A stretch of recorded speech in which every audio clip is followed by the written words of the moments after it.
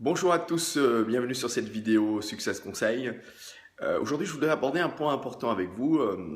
Hier, au téléphone, j'ai eu une patronne, une cliente, qui m'a demandé mais comment je sais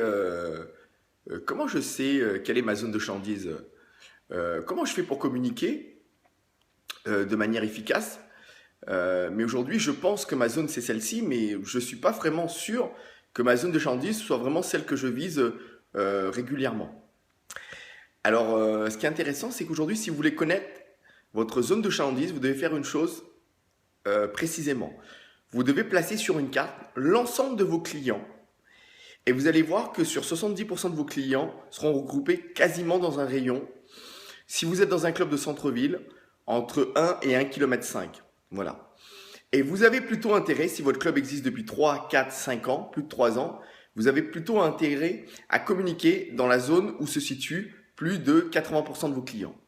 Parce que très souvent, si vous sortez de cette zone-là, et comme aujourd'hui nous sommes dans un métier de proximité, ce qui va se passer, c'est que vos clients iront vers un club beaucoup plus proche ou comme c'est trop loin de chez eux, ils ne viendront pas chez vous. Voilà. Alors bien sûr, il y a toujours des cas isolés, mais aujourd'hui, on ne va pas prendre en compte ce cas isolé parce qu'on est quand même un métier de masse et notre objectif, c'est de faire venir beaucoup plus de clients et de voir de manière générale où viennent nos clients. Alors, premier exercice, vous devez absolument placer dans une carte géographique, l'ensemble de vos clients ainsi que l'ensemble de vos prospects. Et vous verrez, et vous serez très surpris de voir que tous vos prospects viennent de la même secteur que tous vos clients. Voilà.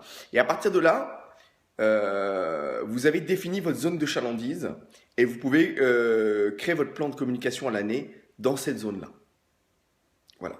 Alors souvent, il y a une autre question qu'on m'a posée. On m'a dit, ouais, mais écoute, Kevin, si effectivement aujourd'hui c'est ma zone ici et que dans des autres zones je n'ai pas de clients, pourquoi j'irai pas communiquer ailleurs pour pouvoir faire venir ces gens que je n'ai pas? Alors pour l'avoir essayé avec de nombreux clubs, parce qu'aujourd'hui j'ai coaché quand même plus d'une centaine de clubs, on l'a essayé des dizaines et des dizaines et des dizaines de fois. Et par expérience de tous les clubs que j'ai accompagnés ou de tous les clubs que je côtoie, à chaque fois qu'on a fait ça, ça n'a pas fonctionné. Parce que nous sommes dans un métier de proximité et dans les 3 premières années, votre zone elle est définie par votre nombre de prospects, par votre nombre de clients. Et vous avez plutôt intérêt à aller bousculer votre zone actuelle de manière à avoir de nouveaux clients. Voilà. Écoutez, c'était le conseil du jour. Je vous souhaite une bonne journée à tous et à très bientôt à la formation du 18 avril à Lyon. Merci.